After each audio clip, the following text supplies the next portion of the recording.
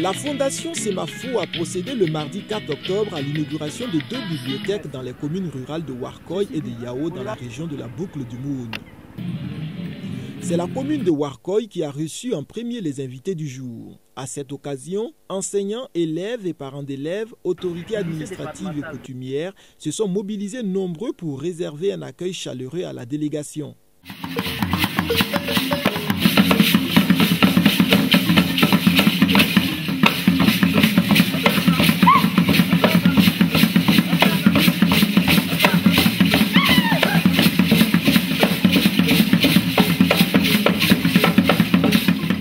Au cours de mes sorties de visite de projets et missions diverses, j'ai pu constater, au niveau des écoles bénéficiant des dons de livres, un engouement aussi bien des élèves que des enseignants à la lecture.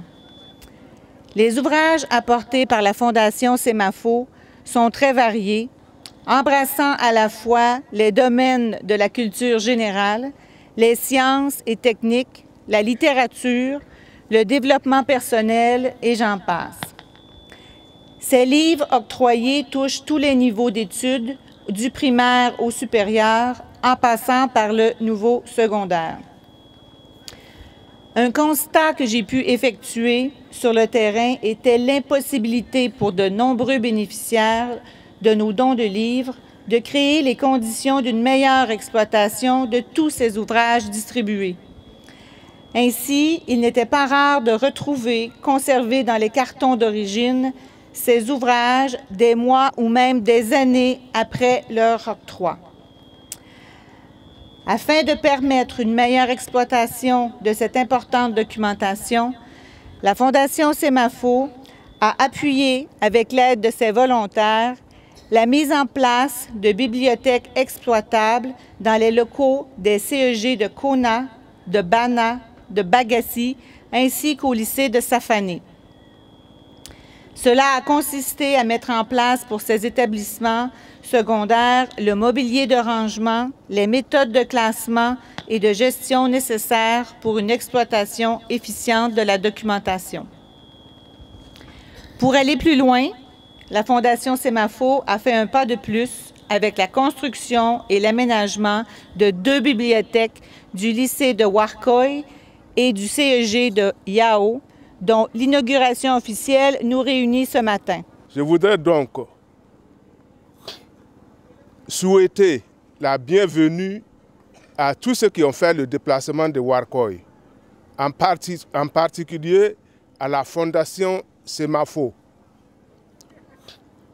Je voudrais ensuite remercier sincèrement Madame la directrice générale de la Fondation Semafo pour le joyau qu'ils nous ont offert et qui, comme l'avait dit quelqu'un, est un temple du savoir. Nous souhaitons donc que ce joyau soit un lieu, en tout cas, du donner et du recevoir, que les enseignants, les élèves et même tout le personnel de Warkoy puissent venir consulter les documents dont ils auront besoin. Après les différentes allocutions est intervenu le moment tant attendu, la coupure symbolique du ruban marquant l'inauguration et la visite de la bibliothèque.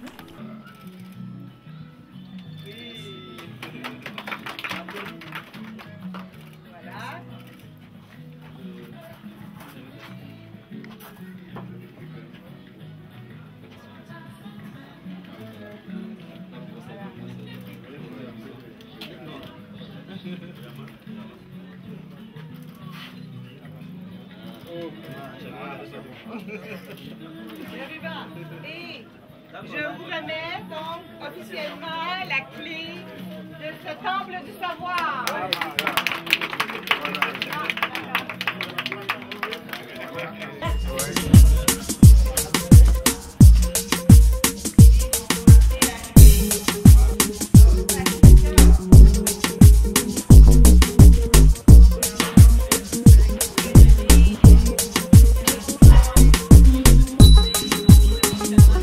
C'est un sentiment de joie et de satisfaction qui anime les bénéficiaires qui n'ont que des mots de remerciement à l'égard de la Fondation Semafo. C'est un grand acquis parce que Nous disposions de livres avant, mais il n'y a pas d'espace de lecture et de gestion adéquate de ces livres. Donc des livres que la Fondation Semafo nous a offerts. Donc cette bibliothèque vient en continuité de ces actions et vraiment nous traduisons notre profonde gratitude à la Fondation Semafo.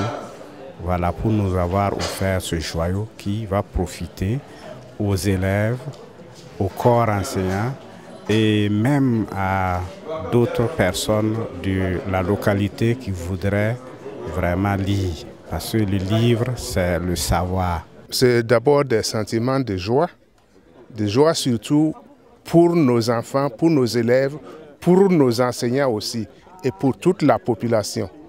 Donc je voudrais profiter donc de votre micro pour remercier encore une fois de plus la Fondation Semafo qui nous a offert ces joyaux. Il faut reconnaître que la bibliothèque est un des fondements donc, de la documentation des élèves. Et cette année, le CG est devenu un lycée. Nous avons donc une seconde A. Et c'est une seconde qui, de prime abord, met l'accent sur la littérature. Donc la bibliothèque vient à point nommé. Et nous pensons donc en faire bon usage et permettre aux élèves de cultiver cet esprit de documentation et de lecture. Je peux dire que ça convient à nos besoins parce que c'est des œuvres donc qui touchent à peu près toutes les sciences. Après Warkoy, cap sur Yao où les élèves ont accueilli les hôtes du jour sous des applaudissements bien nourris. Je suis très heureuse d'être ici aujourd'hui. Comme l'a dit précédemment le directeur du CEG, la Fondation Semafo a fourni beaucoup d'ouvrages au CEG, au bénéfice bien sûr des élèves pour les aider dans leur apprentissage. Et malheureusement, les infrastructures n'étaient pas suffisantes pour bien exploiter donc tous les ouvrages que nous amenions. Donc l'idée de construire une bibliothèque nous est venue. Et c'est ce qu'on voit maintenant en arrière. On est très fiers. On a fait 2 bâtiments comme ça, un à Warkoy et un autre ici à Yao. Vous êtes des enfants privilégiés et j'espère que vous allez en profiter. Dans cet établissement, vous allez trouver des ouvrages de tous les sujets, de tous les niveaux. Nous allons commencer du primaire à aller jusqu'au niveau supérieur. Donc, vous aurez français, mathématiques, littérature, sciences, astronomie, la nature, en fait, tout ce que vous pouvez avoir et vous préparez même à aller jusqu'à l'université. Alors, comme l'a dit encore M. le directeur, bien sûr, c'est premièrement pour vous, mais nous souhaitons que le bâtiment serve aussi à toute la population. Si c'était possible, que les gens puissent faire des prêts de livres à ce moment-là avec une certaine rémunération. On peut assurer l'autonomisation donc de la bibliothèque. Pourquoi pas des cours d'alphabétisation? C'est un très beau bâtiment. Je vous annonce aussi aujourd'hui que nous allons procéder dans les semaines à venir à l'électrification solaire de ce bâtiment-là. Donc, ça va faciliter les enfants qui veulent aller consulter les ouvrages pour faire leurs recherches, les devoirs, les cours d'alphabétisation. Donc, ça va être beaucoup plus facile. La cérémonie a commencé par le chant de l'hymne national effectué par les élèves.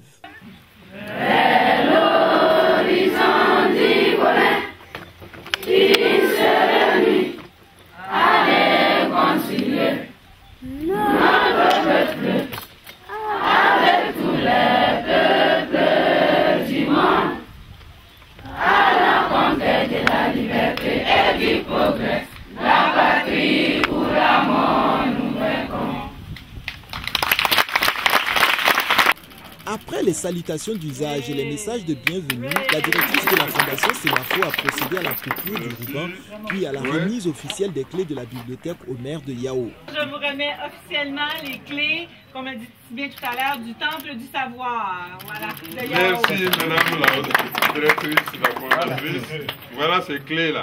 Hein? C'est la clé du savoir. Le temple du savoir, c'est ici-là. À Yao. Les enfants, voici les clés de votre bibliothèque.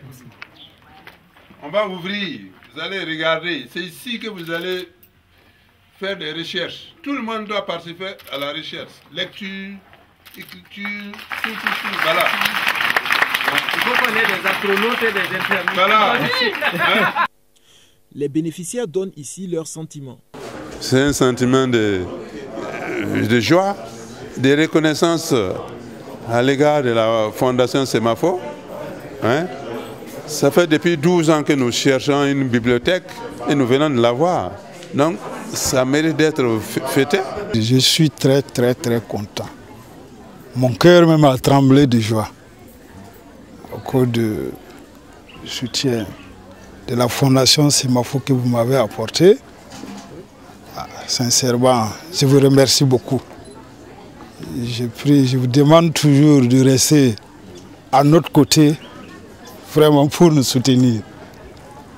Et encore, merci beaucoup. Merci beaucoup. C'est vraiment une occasion des plus belles que je peux dire que tout au cours de mon séjour de 7 ans ici à Yao, je n'ai pas encore eu. Inaugurer un tel joyau en ma présence est une grande joie pour moi. Et les mots manquent quand même pour dire merci à la Fondation Semafo. Je vais commencer d'abord par remercier en tout cas ceux qui nous ont construit cette bibliothèque-là ici. Et vous savez qu'une bibliothèque en tout cas est toujours importante, très importante, en tout cas dans la vie des élèves. Et surtout dans un village comme Yao. Et moi, ça fait 5 ans que je suis ici. Et souvent, je pose la question aux élèves s'ils savent même ce que c'est qu'un roman.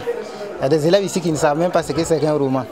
Donc je crois qu'avec cette bibliothèque-là, non seulement ils vont découvrir ce que c'est qu'un roman, et puis je crois que ça va beaucoup les aider aussi. Voilà.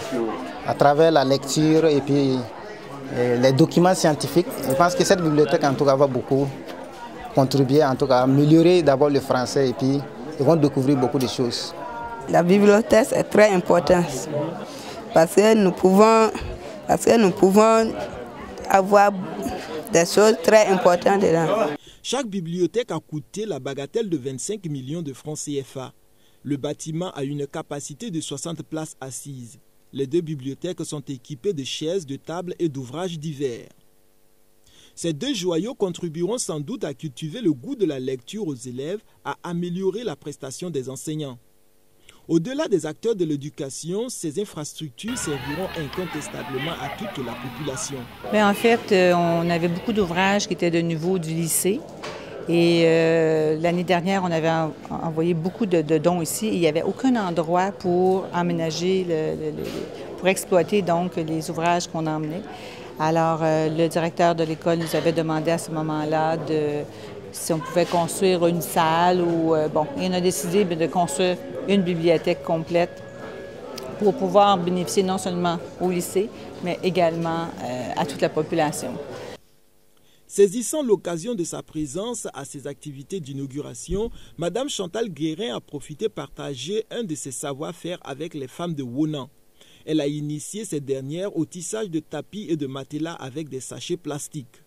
Les tapis et les nattes issues du tissage de ces sachets présentent 2 avantages. Ces tapis et nattes rafraîchissent et protègent contre les moustiques et cette activité pourrait être économiquement rentable pour les femmes. Comme ça, on va chercher lui et on tire. C'est un projet qui a été initié au Canada, au Québec en fait, par une association qui s'appelle La Vie. Ils avaient fait des recherches au niveau des sacs de plastique de lait chez nous qui ont une propriété de conserver la fraîcheur et d'éloigner les moustiques. En plus d'être un peu plus épais, un coup tissé, c'est beaucoup plus confortable, beaucoup plus épais. Donc, les grands-mères chez nous et même les écoles se mobilisent pour ramasser des sacs et ils se mettent en groupe, donc pour fabriquer ces tapis. Et ils envoient ça dans différents pays. Ils ont fait le Népal, l'Inde, ils ont fait quelques pays en Amérique du Sud également. Et ils sont très appréciés. Alors, quand ils m'ont contacté pour me demander si cela m'intéressait d'envoyer ça ici au Burkina Faso, et j'avais apporté lors de mon dernier voyage des exemples. Et les femmes avaient beaucoup aimé. On envoyait déjà même des tapis confectionnés. Et maintenant, aujourd'hui, j'étais ici pour leur montrer comment les faire. Donc, on va leur apporter les matières premières, les crochets, les ciseaux, les sacs. Et ils vont pouvoir maintenant le faire eux-mêmes. Une activité qui, au regard de son utilité et de sa rentabilité selon la secrétaire du groupement des femmes, va contribuer à la lutte contre la pauvreté si les femmes parvenaient à se l'approprier. Vraiment, cette formation nous a donné beaucoup de connaissances. Et puis par la suite, nous allons regrouper les femmes et puis les apprendre aussi à tresser les nattes. Les nattes que nous allons tisser, nous allons les revendre. Bon, tout ça, c'est dans le but de lutter contre la pauvreté. Oui. Bon, et puis, bon, nos enfants sont là. Bon, vous savez, en hivernage, il y a trop de moustiques. Bon, nous pouvons utiliser ça pour nos enfants aussi et puis nos petits-fils. La délégation venue inaugurer les 2 bibliothèques ont aussi assisté à la clôture du Big Little Caravan, animé par les enfants de Wona. 3 instructrices venues du Canada ont pendant 1 mois durant initié ces enfants à ce loisir. Je suis fière, pleine de joie. C'est sûr que je suis pleine de joie. C'est le Big Little Caravan of Joy, la joie. Je suis fière des enfants, je suis fière de notre équipe. On a travaillé ensemble, c'est vraiment une collaboration. Et les enfants ont réussi, les enfants ont joué toute la semaine. C'est magnifique. C'est une grande joie pour Chantal Guérin de voir les enfants s'épanouir. C'est un sentiment de joie qui m'anime. Je me retenais pour ne pas entrer dans la danse avec eux. C'est magnifique de voir. C'est toute une réussite. Je ne sais pas si vous avez réalisé, mais il y a presque 600 enfants ici, là, ensemble, de faire cette chorégraphie-là, de faire bouger un groupe de près de 600 enfants. C'est magnifique. Je trouve que c'est quelque chose qui relève la confiance en soi des élèves, l'estime de soi. Et sans s'en rendre compte, on fait des mathématiques, on fait du français, on fait du langage, on fait de l'art, de l'expression corporelle. Donc, c'est vraiment magnifique. C'est vraiment une belle expérience. C'était la 5e école ici. On a terminé avec la 5e école. On a fait cet exercice-là dans 4 autres écoles et ça a été un succès partout. Et ce que j'ai beaucoup plus apprécié encore, c'est toute la cohésion de groupe qui s'est fait avec les villages, avec les professeurs, les enfants et même toute la population a vraiment s'est joint pour ces spectacles-là. Alors, je trouve ça magnifique.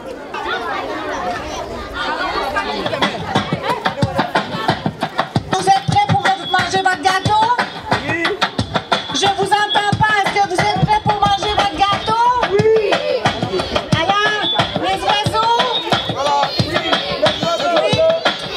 Alors, on va prendre chacun votre gâteau et n'oubliez pas, quand vous allez terminer, vous mettez les déchets dans les sacs de plastique, d'accord?